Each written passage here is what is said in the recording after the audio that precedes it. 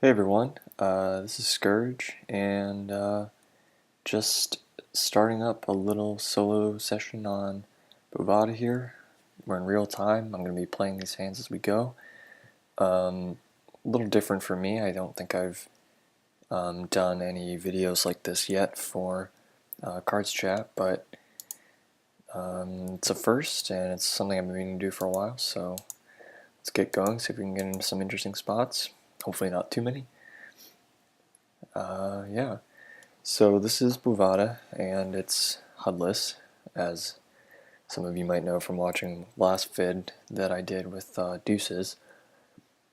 Um, anonymous tables are pretty weird because as someone who's used to playing online, I'm pretty used to having stats on players, and not just that, but even being able to take notes on players that I'm going to keep for, well, as long as I'm playing against them in terms of later sessions. But here you don't have any of that. You can take notes, but the notes will only last for the session, for the length of time that the player's at the table. That's about as anonymous as they can get, I suppose. So yeah, you can see you can mark these different colors here, and you can also type some notes in. But I don't really make as much use of that as maybe I should. It's sort of, well, I won't say it's not worth it because you definitely have some spots where it makes sense to take a note and could be useful later in the session. But with ace-5 here, I'm just going to c-bet. I can probably get called by flush draws, and I'm pretty happy taking down the pot.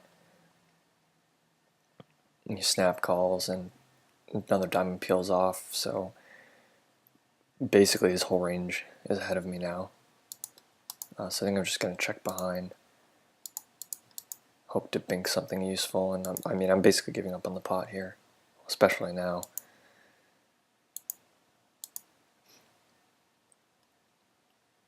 Wow. If this guy weren't full stacked, I'd probably be snap calling, but I think this is a fold. All right, well, there you go. That's Bovada for you. King high on the flop. One thing that the anonymity of Bovada provides is an environment that fish seem to like quite a bit. There's no way to know that you're losing really consistently because you can't even use tracking software on yourself. Obviously no HUD, so no one's getting berated in terms of you can't really develop history with players. It leads to some pretty interesting dynamics in terms of play, but also in the chat I've noticed people sometimes go a little bit crazy, which I try not to partake in. But it does make for some interesting viewing because we're only able to 4-table at Bovada, so it's nice to have a little side entertainment. Goodness knows what he's laughing at. But I'm actually going to isolate here. I've been playing 10-0 lately. I'm at 5-0 right now, mostly because I spewed off a few buy-ins at 10-0 heads up. But I've been isolating really wide, just because basically everyone's playing super fit or fold post flop. I think I can c-bet this for value when he limp calls pre-flop. Not huge because there's only really a flush draw out there plus gut shots. And if he raises, I'm basically snap folding this because people aren't playing their draws very aggressively here. Yeah, so you see he just calls. I think I can bet again here. Again, for value. I think I actually get called by worse tens as well, which I didn't mention or think of on the flop.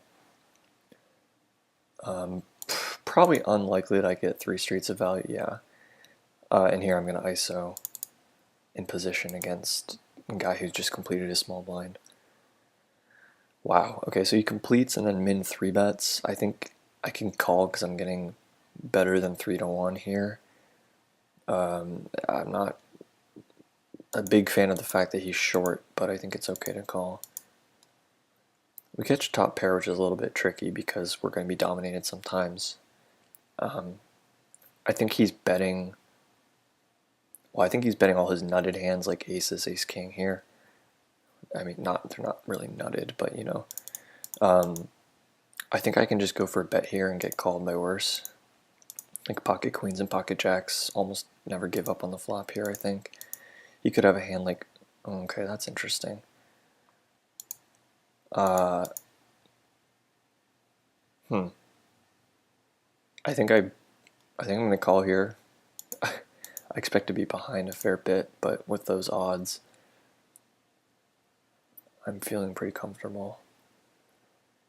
And he shoves. See, this is really gross because I'm basically never ahead now, and I got myself in a pretty tricky spot. You know, maybe it's just a full pre-flop, but they're doing some pretty wacky stuff on here. All right. Another annoying part of Bovada software is there's no auto top up. It's really not a it's not a grinder's site for sure.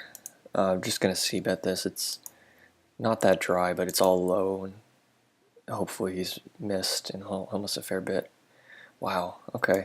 It's really interesting. I was playing 10 and L quite a bit. What does he show? He's well, that had me crushed. Been playing 10 and L, and I wasn't really getting raised that much. It seems almost like 5 and L is more aggro than 10 and L, which might just be a product of the fact that people are splashing around like 100% on 5 and L, whereas at 10 and L they might be just loose passive instead of loose aggro. Like here, see how ISO huge and the big blind calls.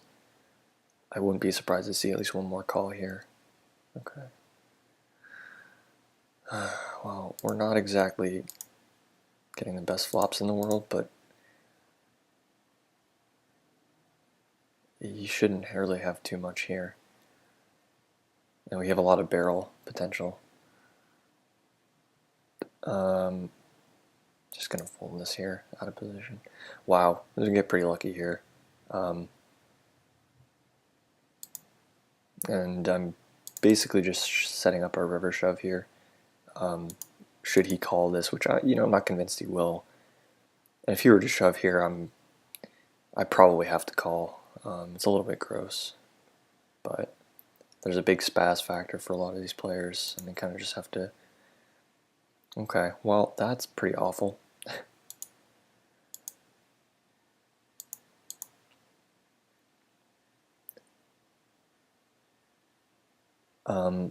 Kind of a weird. Oh wow! And then I get a walk with kings. So this session's going pretty well so far. The interesting thing is that even before this video started, oh wow, this is obnoxious. I forgot that it didn't let me buy in.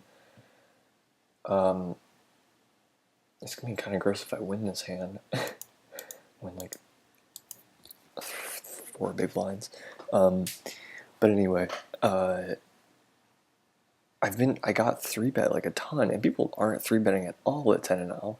It's like always the nuts, so I'm really shocked that he didn't 3-bet there. Well, I'm not winning this hand, so that's fine, I guess.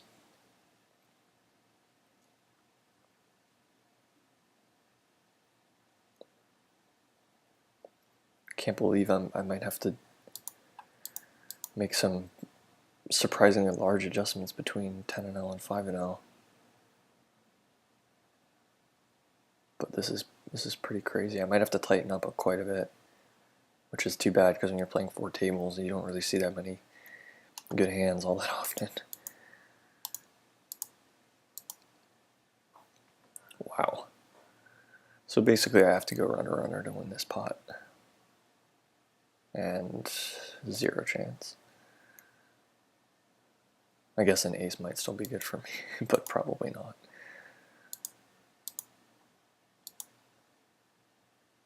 Yeah, definitely not good.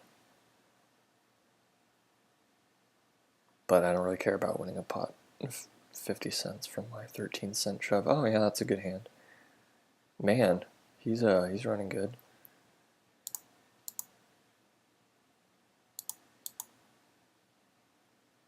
it's weird because I'm getting all these low boards where you'd think they can't really have anything, and then I'm not getting any folds. This isn't a great barrel card. I think I just want to check it back, try to hit a pair. Or brick completely, and fill a flush draw. Yeah, I'm just going to check it back. I don't think I have much I can do there. Okay, so you had a gut shot and ace high on the flop. Not an awful call. That's a pretty nice board. I'm a little afraid he's just going to snap fold if I raise, but the board is draw heavy enough that I think it's pretty criminal to not raise here. I'm going to go a little bit bigger. And he can shove worse here, like ace queen and king queen. He doesn't have much queen jack, but it's definitely in there, and it probably shoves. He probably calls with something like queen 10 here. I'm going to overlimp this. Well, that's a pretty atrocious card. 9-10 gets there, but he's still going to have two pair that he probably stacks off. I think I just want to shove it in. It's a little bit of an over pot size bet, but I think this is fine. You can definitely call with worse. If he got there, good for him for checking the turn, I guess. It was a little too wide to ISO, given how I've seen people playing so far. And unfortunately, well, maybe not unfortunately, but he folds. Obviously folding this. I don't really understand how a player puts in 2/3 of his stack like that, but clearly it's going in. With a flush draw against yeah. Another, I know I always give my spiel about what I hate about the Bovada software, but one thing that I just can't get over, it's just such bad design, is when you have action pending on one table that you haven't gotten to yet, but then action comes to you on another. How am I getting, come on, how am I getting walks with like all my pairs? Sorry, just, you know, I'm not tilted at all, no. Frustrating thing is that when you have action on this table, and say, you know, I haven't made my move, I'm thinking, if I have action pop up here, the table will actually come in front of this one. And so what happens is, because the tables are fairly large compared to my laptop screen, one will pop up over this one. If maybe this pops up, I might forget about a table that's up here because it's covered. And then I sometimes miss action and I'll get sat out like I did here. So the interesting thing about these tables is that the average pot size is looking like it's probably going to be pretty big given what I'm seeing, and like the stack sizes of the people who are deep, or they're really deep. They're like 300 big blinds deep. So not anyone deep around here, only a little bit.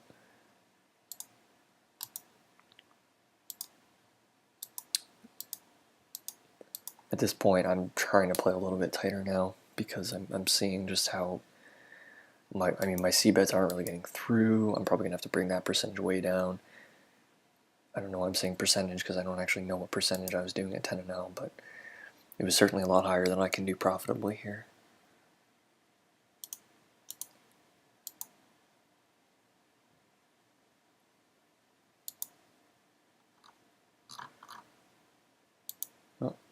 Oh, I was too slow. Sorry, Jackal. I'm gonna do a little experiment here and see how a 3-bet works out here. I have a blocker, which, you know, I always get annoyed at people for saying, well, that's pretty much, I'm kind of annoyed he snap flatted, but this is a pretty decent flop to bet. I'll probably get called down by some ace high, maybe not. He snap folds, that's good to know though. He snap folded to C bet. Should probably take a note on that. I don't really know, I won't even put a color on that, but snap folded to C bet. You can see all this annoying stuff popping up. ISOing King Queen here. That's not thin at all. Snap folded to C-bet on 975 Rainbow. In position in 3-bet pot.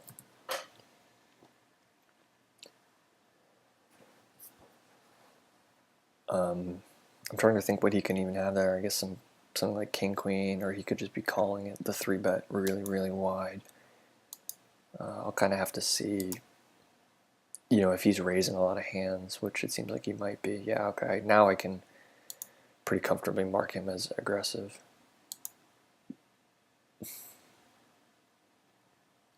And obviously we're just going to try to play not that many pots with weak hands against him. Well, really we're going to always try to have a hand when we play against this guy. Frankly, everyone right now, because everyone's being a little bit insane.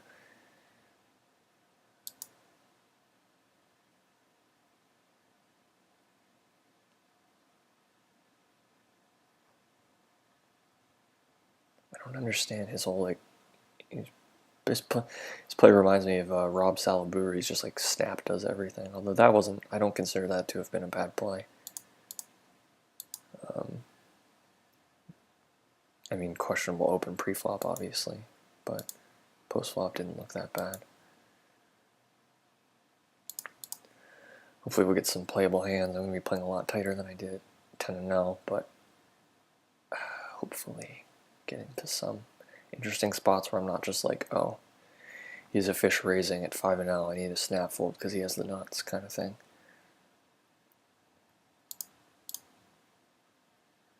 Okay, so this is a pretty nice spot. We're obviously just going to basically pot it and then plan to shove basically a return if he calls.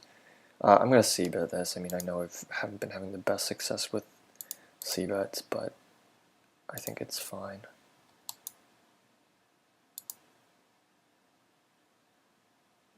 A little questionable because he's short. Not sure what I do if he shoves there. I might have to call it off with 2 overs and getting pretty decent odds. Similarly, if this guy were to 3-bet, I'm not really sure what's most profitable here. In position and a little deep with this guy, I'm going to flat here. This is pretty standard c-bet. It's really hard for him to have connected with this board on any level, really. And when he does call, we can kind of narrow his range pretty easily to like pocket pairs, flush draws, nines. We are deep, so I'm kind of inclined to not just be folding this, but we pretty much brick it. We have a couple backdoor draws and that's about it. So just give it up. I'm pretty happy with my seat on this table though in terms of having position on the guy that we're deep stacked with. I think people don't really think about that aspect of being at a table. Sometimes they're like, oh, there's a fish here, there's not a fish here, but where you're seated versus how deep people are is pretty important as well. Wow. I'm basically never folding in this spot. I'm just going to basically pot it here. We have so much equity against anything. And I really want to call here, getting 3-1. It's probably a little bit thin, but so he raises, and I kind of like just raising and planning to get it in. He can have draws for sure. Might even get him to fold an ace, although I doubt it if he's raising. And we're obviously just getting it in now. He just calls, which that's a pretty amazing card for us, and I just want to ship it in now because we're actually ahead of a lot of, even like, ace king, we just like leapfrogged here, so I just kind of want to put it in. I have so much equity still, even if he has something like ace 10 or king queen even. Well, obviously we brick everything. I'm not sure why he like tank called with the nuts, but we're running really good right now.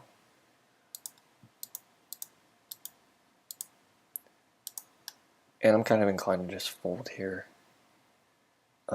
Right now we only have third pair and a gut shot. And, he's made a sizable enough bet, and there's a person to act behind us. And we could be drawing dead pretty easily here, too. Or nearly dead.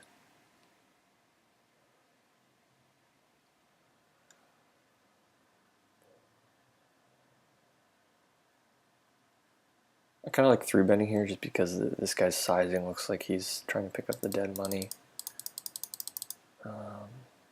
That's a little big, though. And naturally we hit the gut shot, although the flush draw just came in here. He slows down, which doesn't surprise me. He's probably got some type of ace-king, king-8, maybe two pair like king-9, king-jack. I don't think he has many queens that check there. We nice pick up a nice little tiny pot there, but wow. Snap fold, snap fold. It sat me out. Exciting times, exciting hands. Oh, I see. Whoa. This guy had trips? No, he had a set? What just happened? Did he check that back? Did he really just check that back? Okay. Anyway, I'm going to call here. I think I have implied odds basically all the time. It's probably a little bit thin out of position, but just how people are playing, just so ready to put all the money in, like all the time. The stack size is so awkward, I think I just have to fold. I'm gonna peel one up here. That's a really good card for us. If he's betting again, yeah. So I expect to win at showdown here now. He's gonna have a ton of ace high type stuff.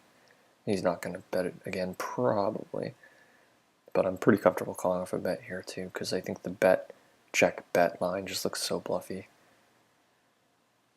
Wait for big blind because Bovada is stupid. Okay.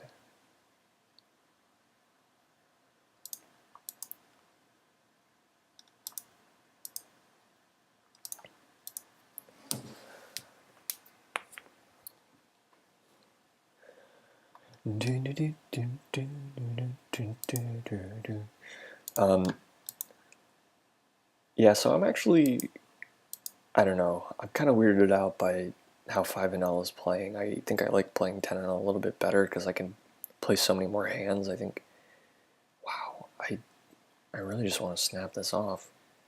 Can I snap this off? I think he shoved twice. There's not a ton of dead money, but I feel like a player who shoves twice, not close of a, like that close together is just, he's not good. And his shoving range is his open shove range, which by the way you shouldn't really have one. His open shoving range is going to be kind of weird. It's obviously a little gross because this guy's deep enough that we don't really want to get it all in if he shoves, but I feel like that's a pretty negligible percentage of the time. So, all right, well he didn't shove junk. Jack ball would be nice. Nope. So we're officially running really good. And by we, I mean I, because you're fortunately not with me. Although I know I'm going to get so much shit from Ducky for even saying anything about how I'm running. Not that I'm running good, but just he perpetually runs terribly, I guess, is what I hear. But obviously he's beating the game, but running terribly all the time. Because that makes sense. Yeah, you heard me, Ducky. I went there. But then again, I have like kind of the ultimate beat here, which is that I'm playing on Bovada.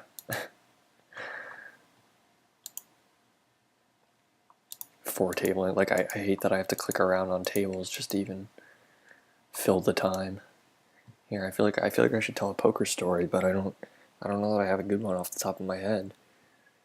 I don't want to tell a bad beat story, but those are most of the ones that you remember.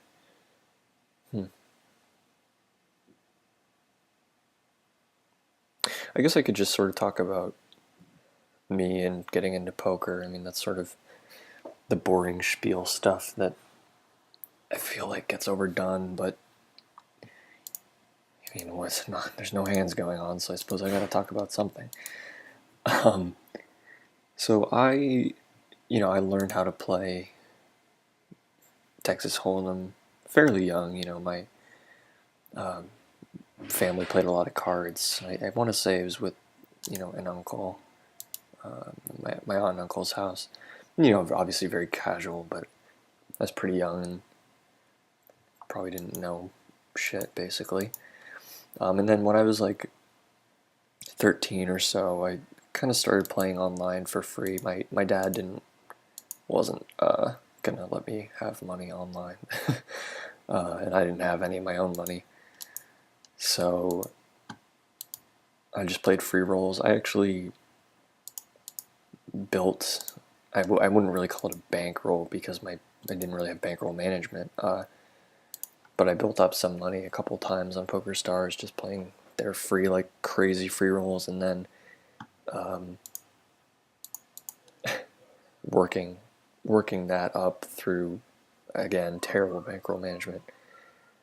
When he calls the flop, I kind of just want to check back here and give up. I mean, we do have some flush outs here that are probably good. We catch one of them, which is kind of cool. I think I can actually value bet this.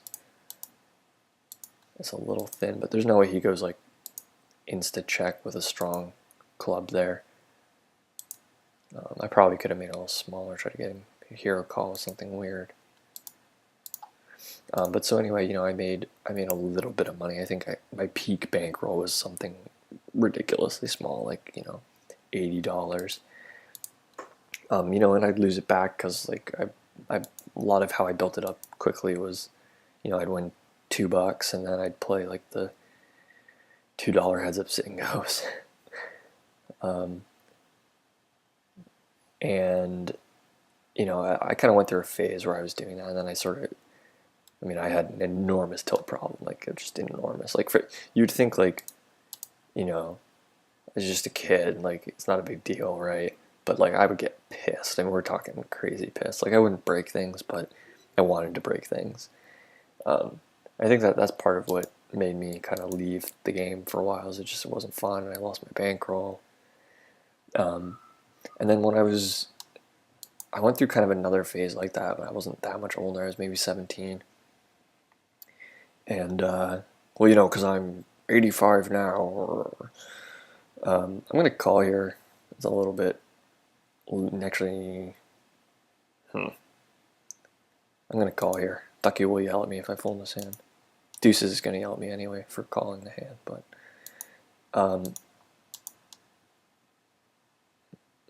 if he overlimps here, I can overlimp. I think this is a fold. Wow. Good job, me. Well played. I'm so good at poker. This is just the moments, right? You flop like the nuts and you get someone to pay you off. You're just like, oh, yes. I'm so good at poker. I am Phil Ivey. I think this is a pretty mandatory bet just because the heart's out there and we don't want gut shots to come in and steal our legitimate straight because, flopping it is so legitimate. I think I'm going to pretty much pot it here. He seems pretty interested when he calls the flop, so yeah, he just like snaps it there. Oh, that's pretty frustrating card. Although the fact that now just a 9 makes a straight makes me pretty happy. This is kind of weird because I'm wondering if this is a raise fold. I don't know how just calling might be pretty nitty, but I think I have to raise here. This might be a raise call just because I can't imagine him at, wow, okay. That's sort of a, whoa, we're just like flopping it all over the place here. This board, I'm actually pretty inclined to just call. The fact that he's leading out makes him seem pretty comfortable.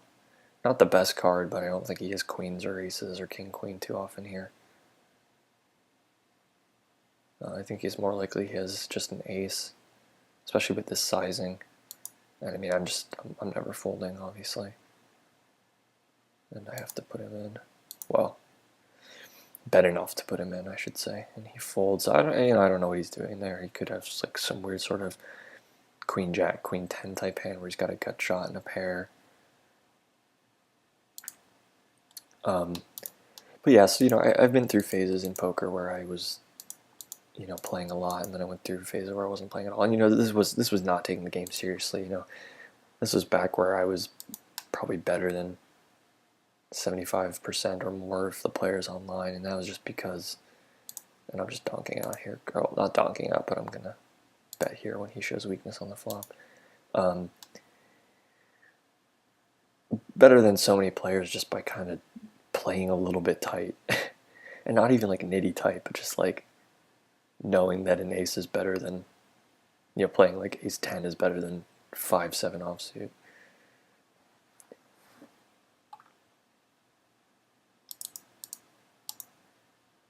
See, this is pretty gross. I think I can flat here just because I think this guy might call a fair bit. I don't think I can really see bet here based on how much people have been folding, that is not very much.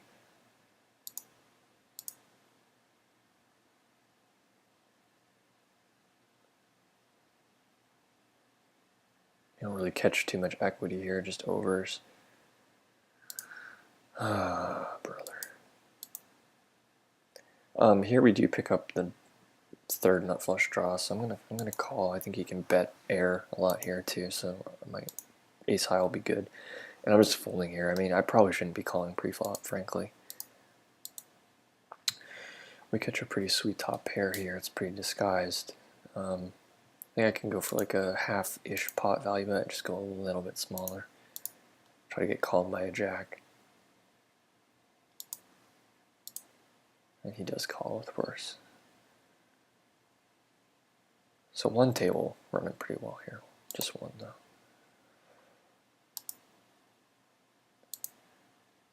I'm gonna kind of get. I didn't see he was short. Often, when someone completes in the small blind and I'm in the big blind, I'll just bring it in for a raise. I think this is pretty mandatory C bet. Like this doesn't really hit a limp call range or a complete call range very well. But when he calls again, I basically have to give up and just try to hit a 4 on the river. He's gonna check again and I'm gonna feel stupid. Okay. So he just binked a pair, or maybe trips. He wants to show. Oh, he really wants to show. Okay. So then finally, let's see. I guess it was about a year ago now. I started getting into poker. I guess you could say intellectually, where I was starting to take the game more seriously, but also appreciating it from a larger or broader perspective than I had in the past. And as someone who is interested in analyzing things and looking at the mathematical side of things, it's just poker really grabbed me, I guess you could say, and I've kind of been hooked on it since then.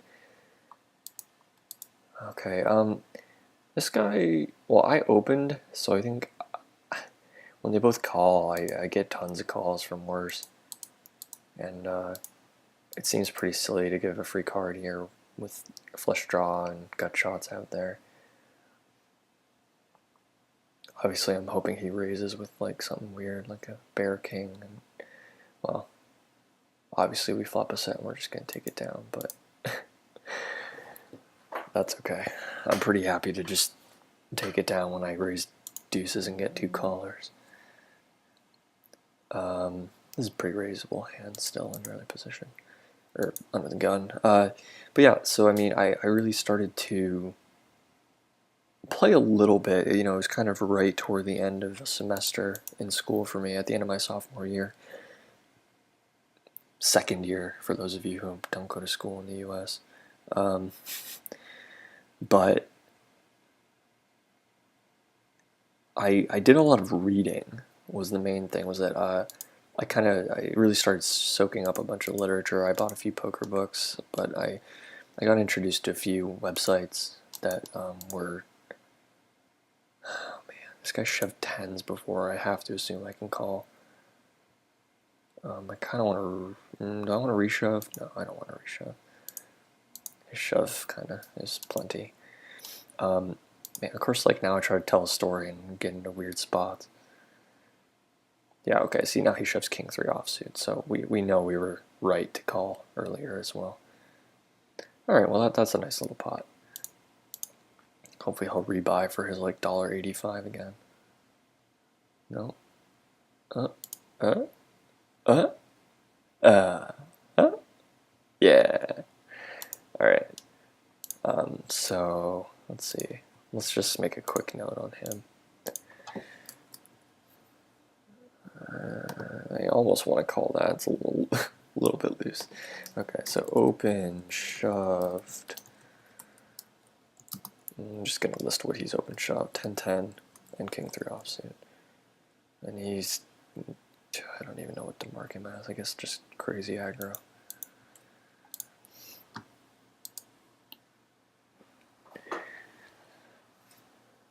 So I got into literature more than I was grinding. I was playing online, but not a whole lot. And it wasn't really until the summer that I started grinding more. I was doing some coding, some programming for a professor, but it wasn't. I got to work from home, and it wasn't anything close to a full-time job. I was working probably about 20 hours per week, approximately, for about 8 to 10 weeks. And so I got to play a lot of poker, and it was a lot for me. I was playing 4-L and not really getting anywhere at first. This is great. We're deep with him. We're just going to go for a 3-bet here. He makes his sizing like a normal human being, so hopefully he's capable of 4-betting queens or something. We're deep enough that I might consider flatting if he 4-bets. But it's probably better to just try to get it in, but he folds, so wow, that's a pretty weird play there. Obviously, with no club. Oh, sorry, I do have a club. King of clubs. We're just getting it in. And trying to get some more money in here. I don't understand how you can snap fold that, but I guess I shouldn't be angry because it's super exploitable. And again, this guy's been going crazy, so we just snap call, even though I expect to be behind a lot. Wow! Wow! Really? Really? You're gonna give me that? Okay. We're good. We're all good here. No one's angry about that. I feel like player 4 is angrier about that than I am, actually.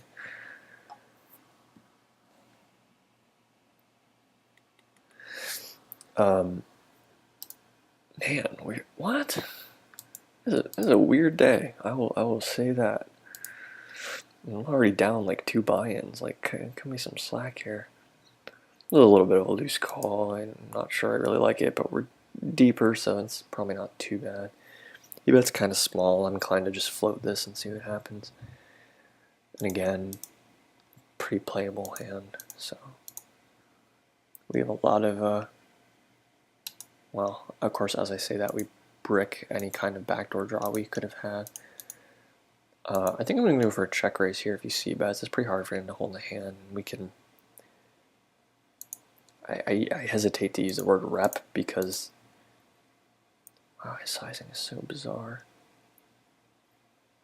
I think I'm just going to fold though. Don't really have any good outs. And here, I mean, I think it's a pretty mandatory bet again. Like, this jack has to worry him if he didn't connect with it. Of course, he snap calls. We catch a 10, so I think at this point, this is pretty gross because the 10 brings in, it brings in 8-9, which I could see him playing like this, but I think he's going to hold a lot of pocket pairs like 8s and 9s, and our 10 is going to be good. And he basically has to check back his 8s and 9s. Wow, that's a really nitty check back. So continuing, run good, obviously. I think that hand was honestly pretty standard in terms of how we both played it, except for his check back on the river was, I think, pretty bad. Because when I slow down, I mean, he's probably not thinking on this level, but when I slow down, it's usually going to be because I mean, I'm either giving up or I have showdown value, and the things that I have showdown value with will pay him off and won't be ahead of his queens. And obviously, if I'm giving up, then he's going to win the pot no matter what happens. So, wow. A lot of action hands. It's clearly rigged. Just kidding.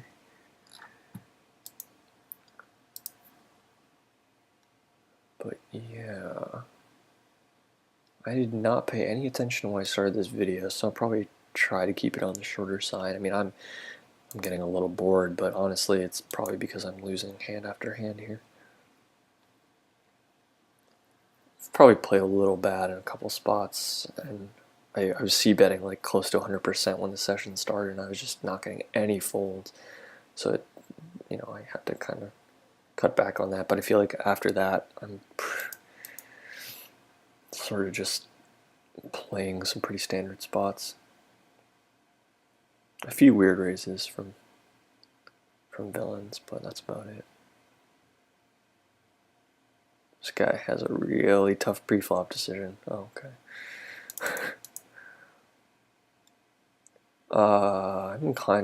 I would be inclined to just ISO this, but because of stack size, I think I'm just gonna call getting 4-1.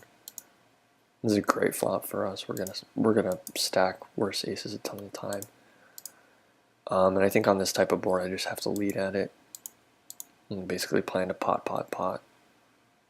If anyone calls. Okay, he raises. We're just putting him in.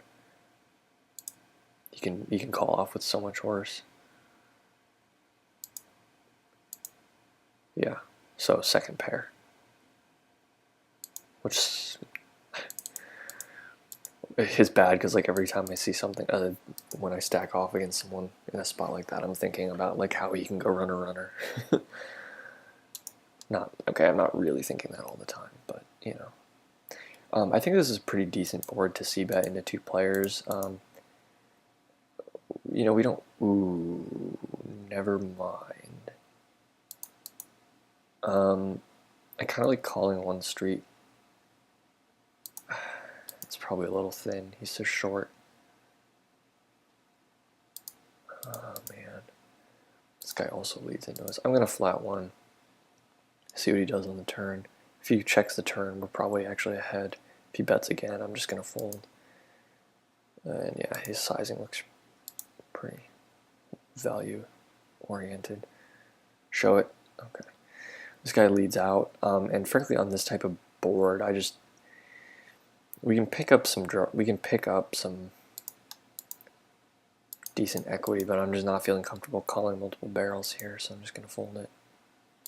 And then here, obviously, trying to ISO with jacks against this guy who's like, we know he's gonna shove like a ridiculous range.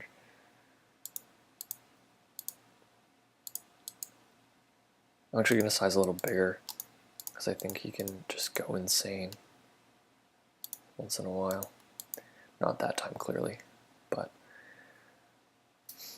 I think there's, weirdly, I think there's something to be said about sizing smaller too, just because the board is so dry.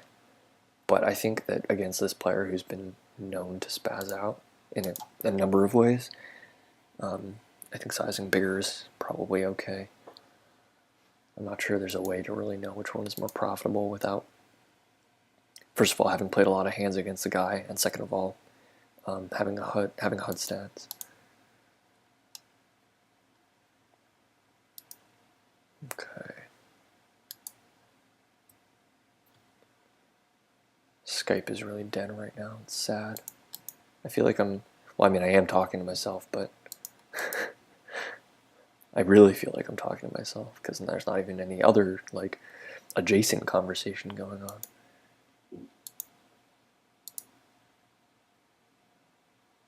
I guess what I probably should be doing is like focusing on one table that I'm not involved in a hand in and trying to actually talk out what's going on. That'd probably be good. But I feel like commentating almost. It's a little silly when you just have player numbers like, and player 2 is going to complete from the small blind. Oh, he actually min raises. Excuse me, my mistake. And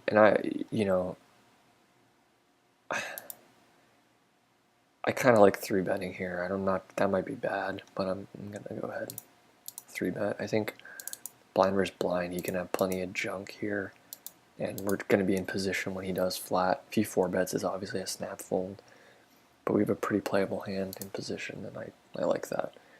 Here, getting 3.5 to 1, I almost like a call, but this guy's short. I don't really love it. Out of position as well.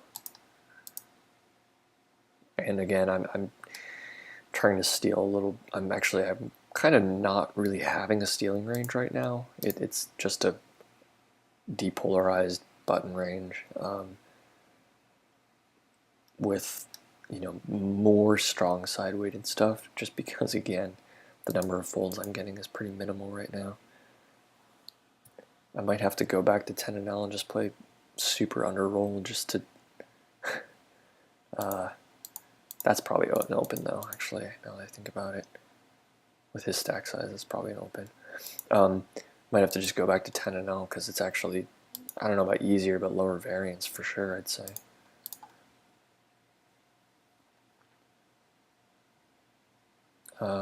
With these stack sizes, I mean, this is absolutely perfect. You just can't ask for better than this. SPR is something absurdly large. Great flop too, we can call. I have to bet this, basically. You can get called by worse. Ace high, flush draws.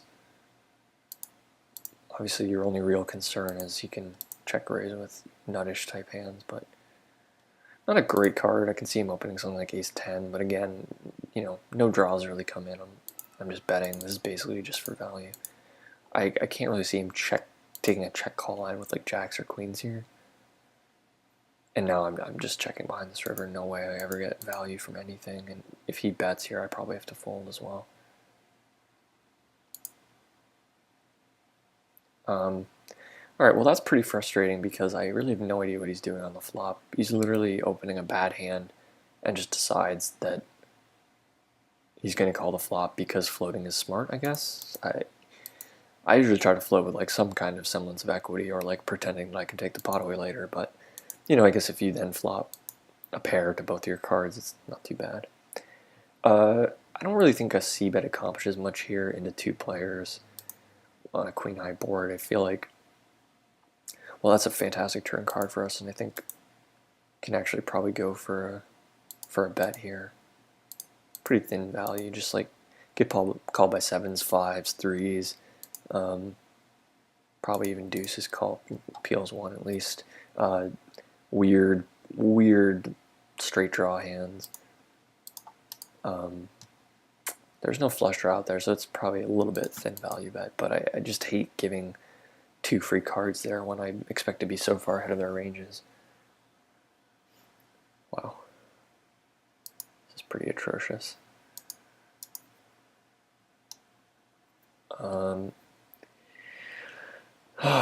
Just gonna flat the 10s. I don't think 3-betting really accomplishes anything. Definitely can't do it for value. It's gonna be gross because we're gonna get a board like this with 1 overcard and no real chance of improving our equity, and that's gonna happen a lot. But what are you gonna do? It's kind of just how 10s plays out of position. It's frustrating, but a fact of life. When he bets 3/4, I mean, I really want to call here because I expect to be ahead a ton. I'm gonna 3-bet this for sure, but my main thing is that I can't call multiple streets and there's still someone behind me, which makes both my ability to call on later streets more difficult and also makes it more likely that he's got a value range here only. Again, in the big blind, I'm just going to call. And we have no repair this time, which is nice. He calls, which is not my favorite, and this is kind of a gross hand. You could actually probably argue against 3-betting a hand like ace-9, because now even when we flop a pair, if he calls the flop, we're not really excited about it. I'm actually going to lead out here. I just like leading so much better than check calling or check raising. I think leading is probably best. And here I'm checking because I really can't bet for value. I think he checks behind kings and stuff like that. I think I can actually probably go for a really thin value bet here because I don't know that ace king and ace queen check behind that turn. I'm going to go pretty small here. I think, okay, yeah, we got a little bit lucky there. I think I can stack off here. And you know, there are not really any good turn cards for me except for like 9 and lower non-hearts. So I'm just gonna, this is pretty aggressive, but I think he can call with 8s and also flush draws, perhaps. Maybe not flush draws. He shouldn't call with flush draws, but he might. And obviously we're snap calling ace king here. The longer he waits, the more I know I'm good too. Like he never ever has a set when he tanks. I don't know how this guy got deep again. I wasn't really paying attention. He must have bought in for a bigger amount or like doubled, tripled up off some people. I'm a little worried that that guy's actually, if he's tanking, he can't beat ace king. But well, that's frustrating as hell if he gets there. Okay.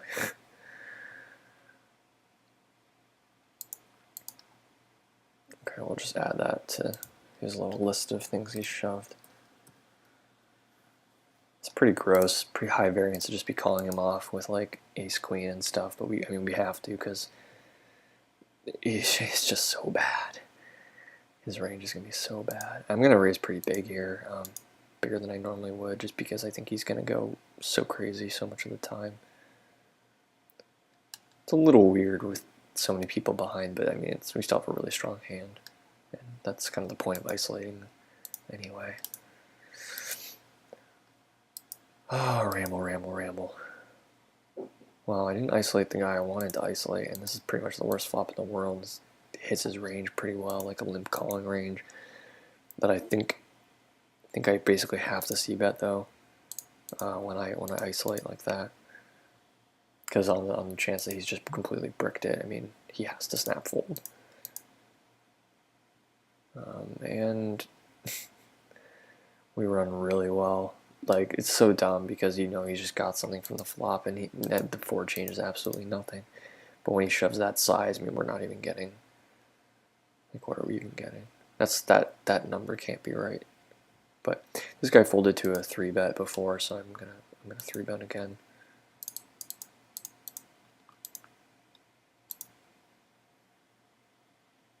Actually, no, he didn't. He folded to a 3-bet and he called a 3-bet, I think. With ace-10 he called, but he was in position that time. This is not a terrible board to be able to c-bet. I mean, he's going to have some, like king-queen, which is too bad because it's a decent part of his range, but we're going to get a fair amount of folds probably. Or we'll get check raised and snap fold. Well, this session's going pretty shittily. I guess we're running into some nice spots, but my definition of nice perhaps changes as more of them accumulate. And I guess I've been going a fair bit, so you know, probably just let my big blind pass, and then you know sit out at the big blind probably. Wind down, do a cool down. Maybe I'll do a heads up session at some point, and with this stack size I just don't feel like trying to steal with this type of hand. C-bets aren't really getting much respect at all.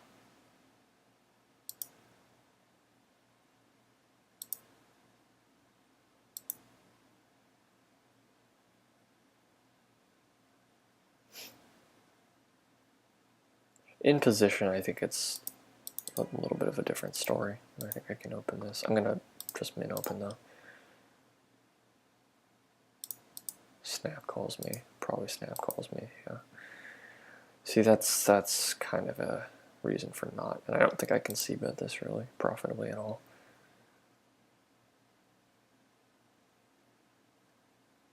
Turn might.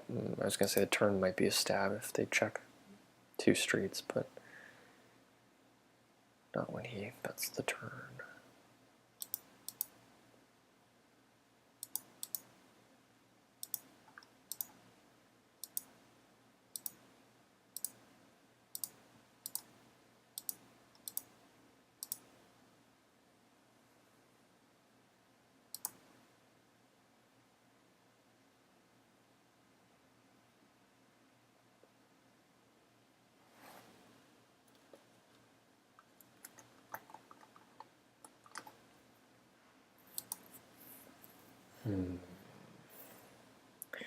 Well, yeah, so I guess what we've seen is I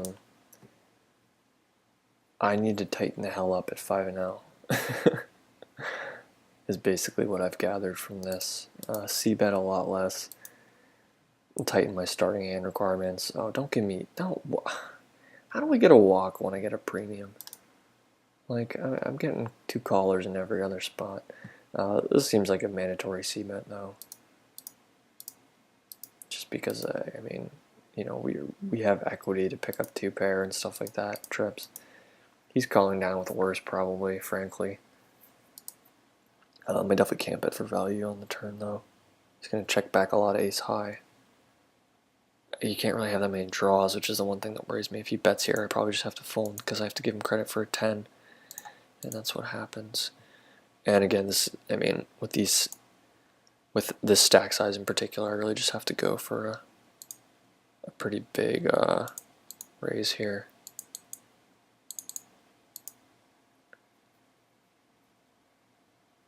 I mean, this should look so nutted, but I think he's gonna, wow, he just calls and we flop essentially the nuts. I'm pretty inclined to just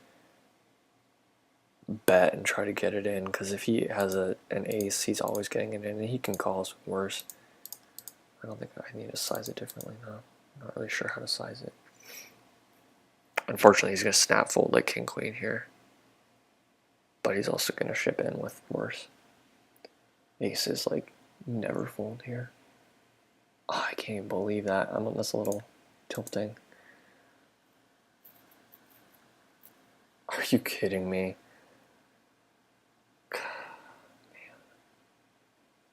Alright, well, on that note, I'm sad at every table. So we ran not the best, but clearly the players here are pretty bad. Should be profitable in the long run, blah, blah, blah. Long run takes a while, blah, blah, blah. Okay, variance, etc. That's the spiel. It's out of the way. I guess I don't really have much else to say about that session, except this was Scourrge doing a little live sweat on Bovada 5NL, just HUDless anonymous tables, and yeah, signing off now. So thanks for watching.